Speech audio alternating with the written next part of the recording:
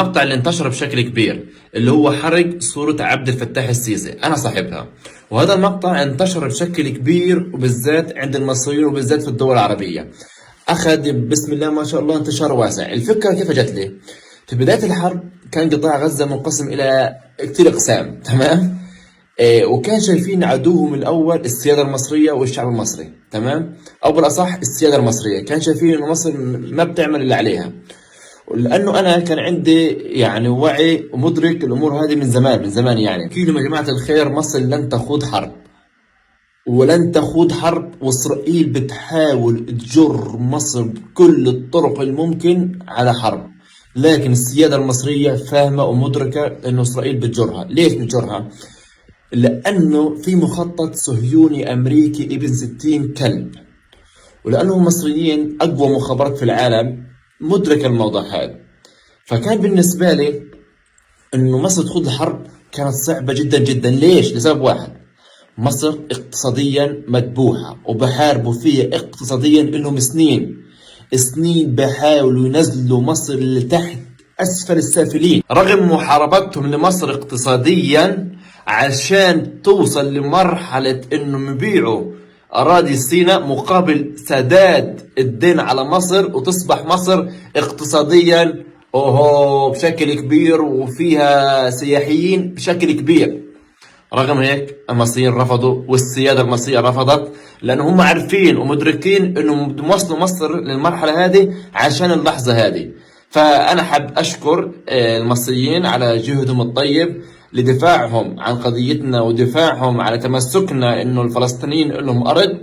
وانا بحب اوجه رساله للسياده المصريه والرئيس عبد الفتاح السيسي ولكل السياسيين الكبار اللي في الدوله المصريه على وعيهم القوي جدا جدا. وبحب اشكر ايضا الشعب المصري، لأن الشعب المصري رافض وبقوه فكره التهجير. واحنا بحب انا انبه شغله صغيره، انه 90% حاليا من قطاع غزة صار يعرف الحقيقة، والحقيقة هي انه مصر واقفة معنا درعا وذراعا، وانه السيادة المصرية عمرها في حياتنا ما راح تسيب القضية الفلسطينية. بالتأكيد احضروا فيلم احمد عز اللي هو ممر، واحضر فيلم كريم عبد العزيز ابناء العم، واحضر فيلم الهجان، وكتير مسلسلات مصرية وأفلام مصرية بكون فيها القضية الفلسطينية. يعني المصريين أكثر ناس على وجه الكرة الأرضية لن يبيعوا فلسطين. والشعب الفلسطيني الحمد لله بدأ يدرك إنه الإعلام كان بيشوه سمعة المصريين علشان خاطر مصالح ناس تانية. وانا نفسي ازور مصر باذن الله تعالى، وعن قريب جدا جدا جدا جدا جدا جدا راح ابقى بمصر. وبحب مصر انا والله العظيم انا بعشق مصر يا اخي سيب.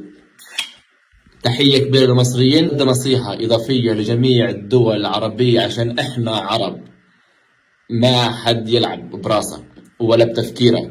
انت قوي بفكرك، فكر بالمنطق. اسرائيل وامريكا بيشتغلوا عليك انت على عقولك. اسرائيل وامريكا متحكمين بالعالم بالعقول، وبيقدروا يخلوك تتابع مين عشان تصدق مين. يوم ما يصير في حملات مكثفة على اي موضوع معين يكون انت ضدهم، وهذا اللي بدهم اياه. دايما خليك بعقلك، وعقلك هو الصح، وما تسمح لاي حد يلعب بعقلك. انت كبير وانت واعي وانا واعي، لأنه اللي بيصير في عقولنا مش بسيط. الله يحفظ مصر ويحفظ الجيش المصري. وأنا بحكي للمصريين أنا بحبكم.